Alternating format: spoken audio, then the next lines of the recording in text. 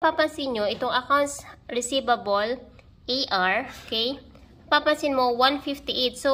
So masyadong mababa siya para maging receivable. So, baka naman, bayad na yung invoice, yun nga lang, may difference na 1.58 at baka bank charges yung difference na yun. So, hindi natin alam. So, I think, ang gagawin ko is i-investigate ko itong 1.58 na balance na to. Meron tayo dito amount due to a director na 31.95. So, asset siya, pero nakalagay amount due to a director.